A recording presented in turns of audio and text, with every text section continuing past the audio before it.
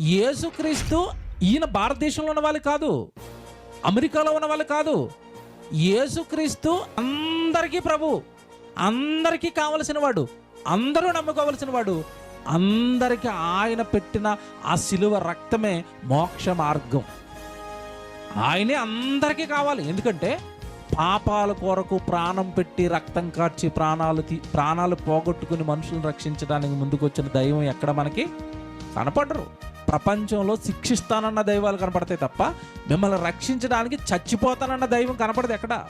బయటున్న దేవుళ్ళ గురించి జరుగుతున్న సమాచారం ఏంటి అంటే, దేవుడు అనగానే దుష్టులను శిక్షిస్తాడట, మంచి వాళ్ళని ఏం చేస్తాడట, రక్షిస్తాడట. దుష్టులను అందరినీ శిక్షించడానికే దేవుడైతే భూమి మీద ఎవడ మంచోడు అని అడుగుతున్నాను నేను. మంచోడు ఎవడని చెప్పండి.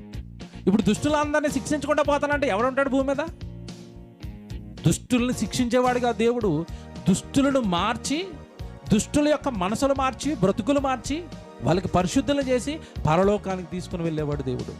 ఆ దేవుడే యేసుక్రీస్తు గనక ఆయన గురించి రాయబడిన మాట, యేసుక్రీస్తు అందరికీ ప్రభు.